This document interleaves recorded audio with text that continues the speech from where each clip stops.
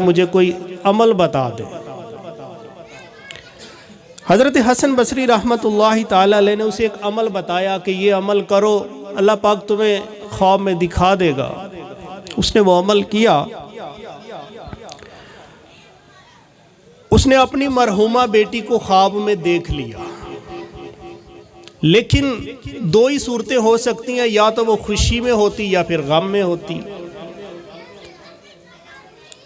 अब क्या देखती है कि उसकी बेटी के बदन पर तारकोल यानी ढामर का लिबास है, गर्दन में जंजीर है, पाँव में बेड़ियां हैं। अब ये बड़ा एक अजीबो गरीब मंजर था, देखकर वो परेशान हो गई कि मेरी बेटी कब्र में इस हाल में है। अब यहाँ ये भी एक बात अर्ज कर दूं, ये ज़रूरी नहीं है कि जो आप ख्वाब में देख रहे हैं वैसा ही मामला उसके साथ हो रहा है। ख्वाब शरीयत में हुज्जत नहीं है, ये गलत भी हो सकता है, दुरुस्त भी हो सकता है, इशारा भी हो सकता है। ये ज़रूरी नहीं है कि मैं किसी को देखूं कि ख्वाब में वो बुरे हाल में है तो वाकई वो बुरे हाल में है। हाँ, उसके लिए अल्लाह की रहमत दुआ करते रहा करें कि अल्लाह पाक मेरा भी और उसका भी हशर बेहतर करे, अपनी रहमत वाला मामला फरमाए। अब वो खातून थी, उसने अपने बेटी को देखा, हालात ख़राब नज़र आए, परेशान हुई। वापस हज़रत हसन बसरी रहमतुल्लाहि ताला अलैह की बारगाह में हाज़िर हुई और अर्ज़ करने लगी, आली जा, मैंने अपनी बेटी को इस हाल में देखा है, मैं बहुत परेशान हूँ। हज़रत हसन बसरी रहमतुल्लाह अलैह ने जब सुना वो भी परेशान हो गए। ये मुसलमान की खूबी है कि जब किसी मुसलमान को गम में परेशानी में देखता है वो भी गमगीन हो जाता है, होना भी चाहिए। हज़रत हसन बसरी रहमतुल्लाहि ताला अलैह बहुत परेशान हुए, कुछ उसके लिए दुआ भी की होगी। चंद दिन गुजरने के बाद हज़रत हसन बसरी रहमतुल्लाहि ताला अलैह को एक खूबसूरत लड़की ख्वाब में नजर आई। वो जन्नत में एक तख्त पर अपने सर पर ताज सजाए बैठी थी। आप रहमतुल्लाह अलैह को देखकर कहने लगी, आलीजा, मैं उसी खातून की बेटी हूं जिसने आपको मेरी हालत बताई थी।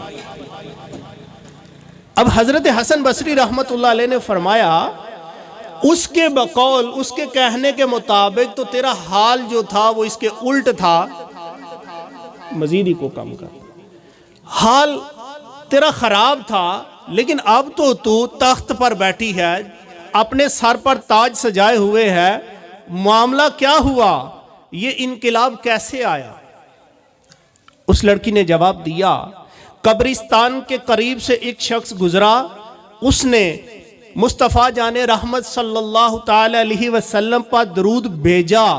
उसके दरूद शरीफ पढ़ने की बरकत से अल्लाह पाक ने हम 560 कब्र वालों से अजाब उठा लिया। सल्लु अलल हबीब सल्लल्लाहु ताला अला मुहम्मद सल्लल्लाहु ताला अलैहि वसल्लम। मेरे मीठे मीठे और प्यारे इस्लामी, देखा आपने कि किसी मुसलमान का पढ़ा हुआ दरूद पाक 560 कब्रों से अजाब हटाने के काम आ गया। बेज़ाहिर ये देखने में ऐसा लगता है ये छोटा सा अमल था, लेकिन मेरे मीठे और प्यारे इस्लाम भाई, हो सकता है पढ़ने वाला भी कोई आशिक रसूल हो, कोई अल्लाह का वली हो, कोई अच्छी सोच वाला हो, कोई नेक इंसान हो। तो मालूम हुआ कि जब कब्रिस्तान के करीब से गुजरे, एक तो उनको सलाम करें, फिर अपनी कब्र को भी याद करें कि मैंने यहाँ आना है, और उसके साथ साथ मरने वालों को कुछ एहसाले सवाब पहुँचाएं।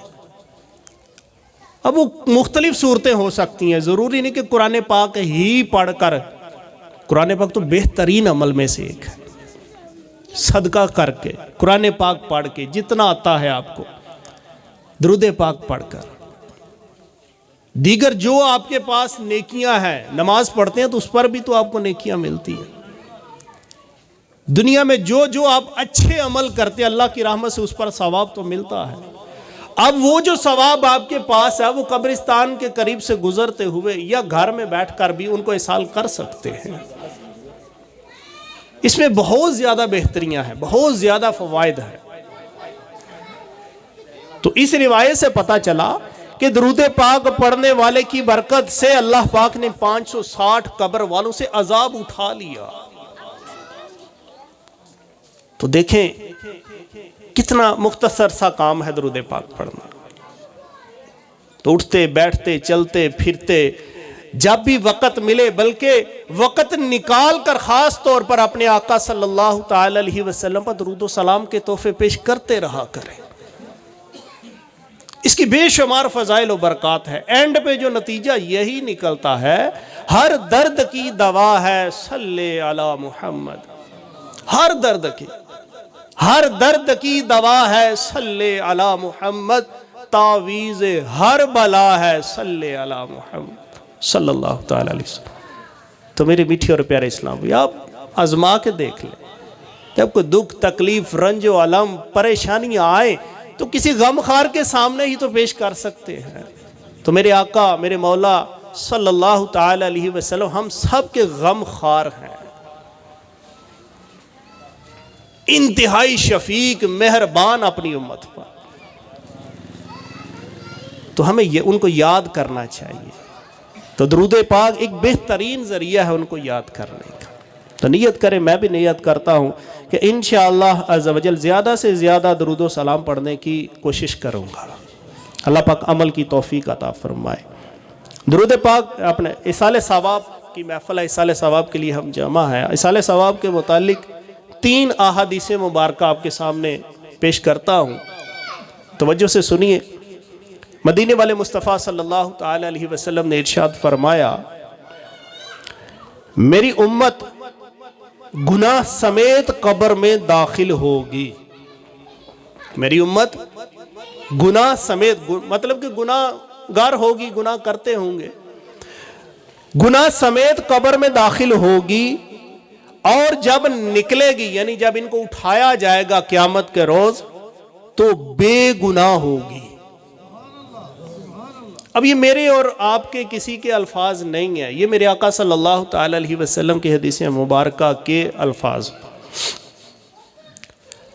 अब बड़ी हैरानगी वाली बात कि अमल का जो वक़्त था वो तो था जिंदगी में। जितनी देर हम जिंदा रहते हैं उतनी देर हमारे पास अमल करने का मौका होता है। मरने के बाद हम ना अच्छा कर सकते ना बुरा कर सकते। अमल का जो वक़्त था वो ख़त्म हो गया। अब तो जज़ा का वक़्त है, जज़ा और सज़ा का।